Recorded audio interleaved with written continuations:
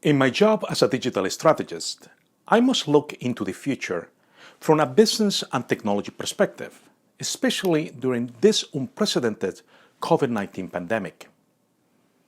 I must say I don't predict the future, but I do track trends and I do analyze data for a living. In this video, I want to share with you my impressions on several current topics that I believe are relevant to you, especially if you are in a strategic leadership role.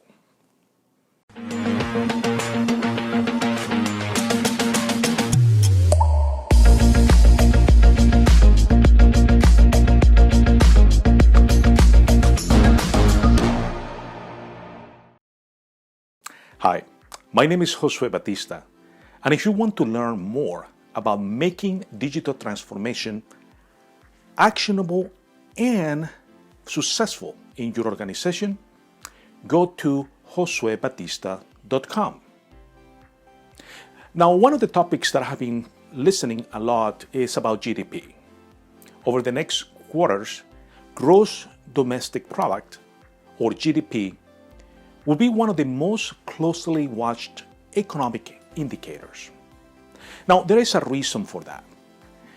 The reason is that GDP gives information to economists and politicians and industry about the size of the economy and how the US economy is performing. Now, GDP in the US is expected to experience the steepest economic plunge in modern history. Just to take or place things into context, more people lost their jobs in 2 weeks in March of this year than in the entire 2008-2009 recession. When compared to the Great Depression, real GDP declined for 43 months, eventually shrinking by 30%. This time, Morgan Stanley forecast a 30% decline in the second quarter this year. Goldman Sachs says 34%, and even other people are forecasting 50% decline. Now, amidst all this crisis, it's great to see industries like the auto industry shifting gears into helping. Back in the 1940s, General Motors and Ford switched their factories over to manufacture tanks and airplanes for World War II. Now, both companies are making supplies for or to fight COVID-19. Ford is already producing 1 million plastic face shields and is on target for 50,000 ventilators by July, in a joint collaboration with 3M and General Electric. That is great. Also, General Motors is working with Ventec Life Systems to deliver 30,000 ventilators by the end of August, plus 50,000 surgical masks per day. Now, why it matters?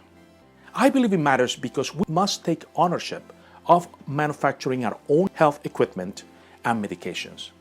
We have been relying too much on other countries like India and China.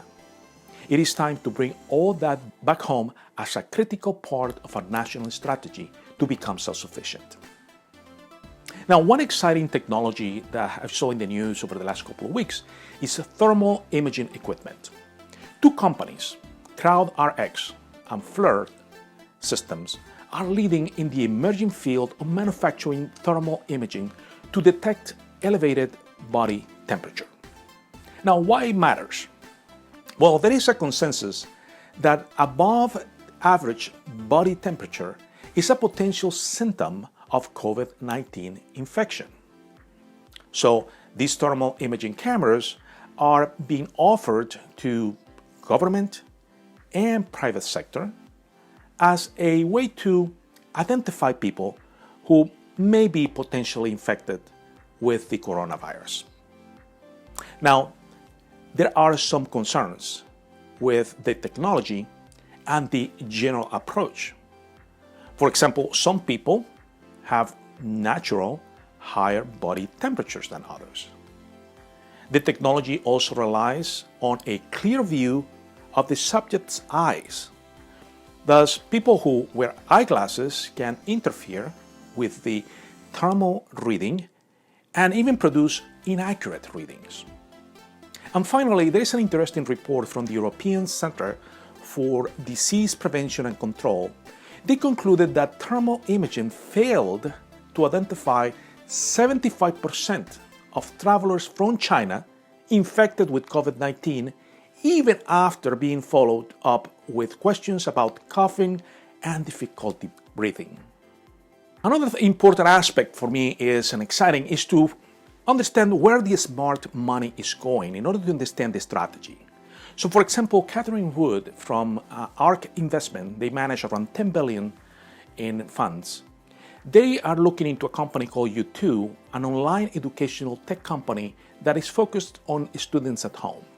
They're also looking into real estate silo as we move to online real estate shopping. Lori Keith from Port Management is investing in Clorox and Digital Realty, a real estate investment trust specializing in data centers. And that is because more people are working from home and companies are shifting systems to the cloud. That goes into hand to hand. Now, if there is one industry that is making the news recently, is pharma. Pharma, as you probably agree with me, they are using the COVID-19 crisis to redeem themselves from being the villain that they have been all this time to being a hero. In the COVID-19 diagnosis front, for example, you have Abbott Laboratories, and they're leading the effort for infection testing. They have a product called ID Now that can deliver positive or negative results within minutes rather than hours or days. The test is being rolled out at drive-through facilities set up by CVS in several states. And other companies like Henry Schein and Selex are being authorized by the FDA to screen blood samples for antibodies to the novel coronavirus. On the treatment side, the most promising drug to date is Remdesivir, an antiviral product from Gilead Sciences. In a study of seriously ill COVID-19 patients, 2 out of 3 patients showed miserable improvements, while 1 out of 6 patients actually got worse. And in the final front is that we all know that the only way to get out of this is a vaccine, is the solution to this crisis. GlaxoSmithKline is working with several other firms to make it easier and faster to produce and distribute a vaccine once the vaccine is ready. Now, on that topic, Johnson & Johnson's experimental vaccine may be in clinical trials by the end or by the fall of 2020 and in the market by early 2021. That is great news. Another one making the news recently, there is a growing debate in the US about why taxpayers like you and I should bail out airlines. You see, over the last 10 years, airlines spent about 90% of their profit, that is $73.7 billion, in stock buybacks. Why? Because stock buybacks juice up the airline's earnings per share, so there are more profits to share with CEOs, board of directors, and Wall Street. So while earning billions on fees for soggy sandwiches, seat assignments, and checked luggage, these stock buybacks left airlines in a worse position to face the coronavirus pandemic and in need for a bigger bailout from taxpayers. No wonder that the Oracle of Omaha, Mr. Warren Buffett, completely abandoned his investments in all the airlines. That was American Airlines, Delta Airlines, United Airlines. He did that over the last few days, and I feel for the workers directly and indirectly impacted by the lack of leadership of these airline CEOs and board of directors. That correction, in my opinion, for the airlines in the US was long overdue, even before COVID-19. Another interesting company in the news is Zoom. And actually RingCentral used to be a client of Zoom. Everybody's using video conferencing to keep in touch and work. And Zoom and RingCentral have emerged as the leaders in that front. It was amazing. Just during March, 200 million daily meeting participants use Zoom. However, are you paying for your Zoom account? Well, I am not, I have to admit. And why does that matter? Well, Zoom has warned that user growth is placing a stress in their capacity and margins.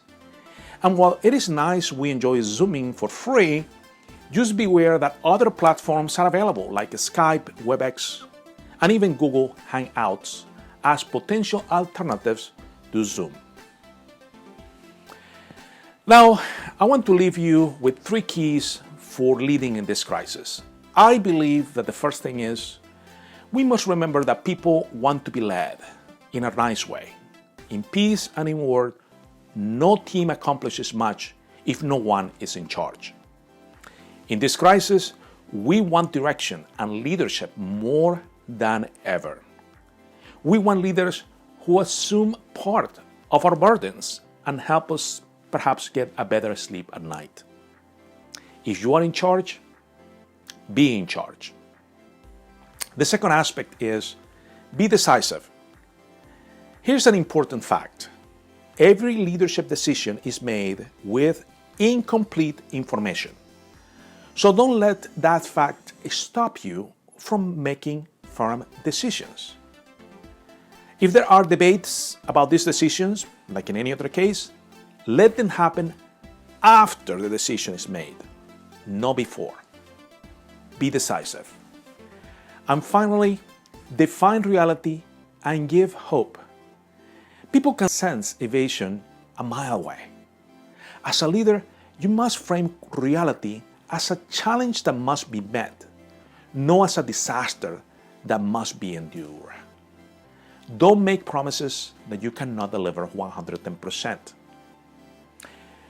I understand we cannot change the past as leaders, but we can definitely shape how the future will look like for our people and our organizations after this unprecedented crisis.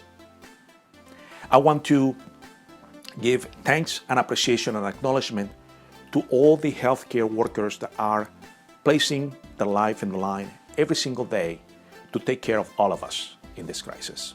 To all of you, my gratitude from the bottom of my heart. In the meantime, if you have any questions or comments, I'm glad to hear from you and engage in a conversation.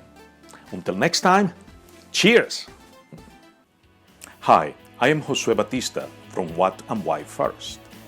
I created this video blog to share with you my thoughts about relevant trends in leadership, strategy, innovation, and value creation. If you want to watch more videos, make sure you follow my blog so you never miss any of my new videos with more tips about technology and business. And if you are already a senior leader in charge of making decisions in your organization, and you would like to put some of these strategies in place for yourself, go to josuebatista.com and learn how I can help you.